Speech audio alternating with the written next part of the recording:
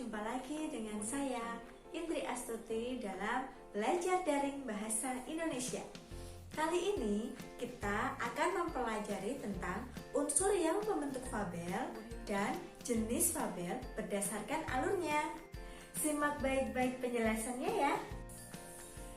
Seperti yang sudah kita bahas, fabel adalah cerita narasi yang tokohnya adalah binatang. Binatang-binatang dalam cerita fabel berperilaku seperti manusia.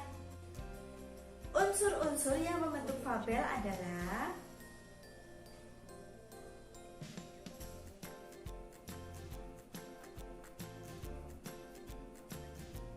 Nah, kita akan bahas satu persatu unsur-unsur yang membentuk fabel. Unsur yang membentuk fabel yang pertama adalah tokoh. Di sini dalam fabel, tokoh menggunakan tokoh binatang yang berperilaku seperti manusia. Tokoh-tokoh dalam fabel dibagi menjadi 3 jenis. Yang pertama, tokoh protagonis, tokoh antagonis, dan tokoh tetragonis.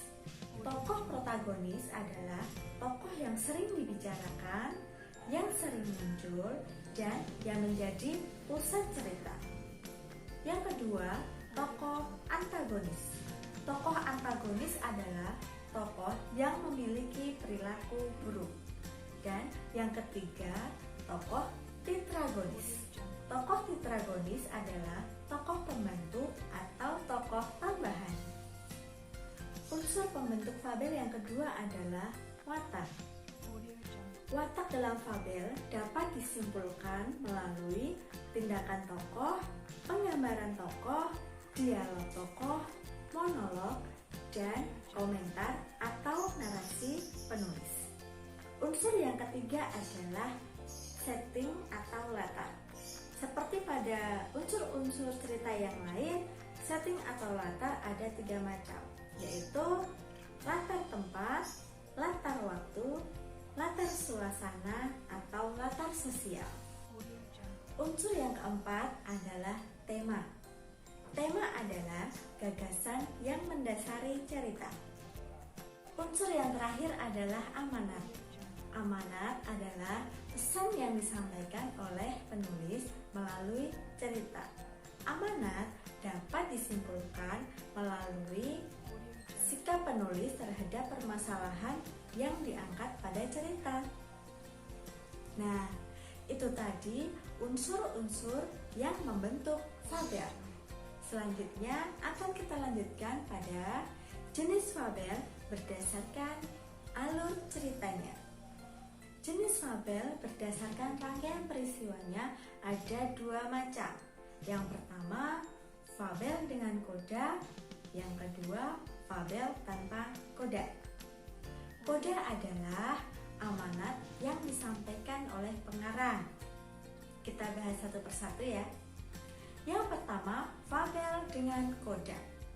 Fabel dengan koda berarti koda atau amanat yang disampaikan oleh pengarang dapat kita lihat secara langsung dalam cerita.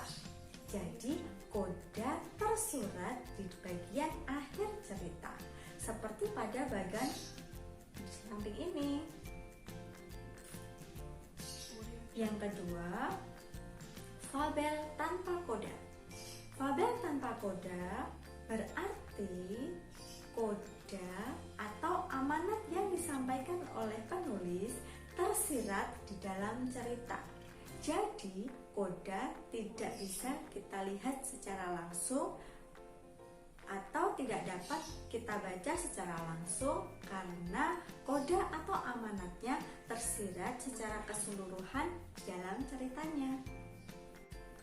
Nah, itu tadi penjelasan tentang unsur yang membentuk fabel dan jenis fabel berdasarkan peristiwa atau alurnya.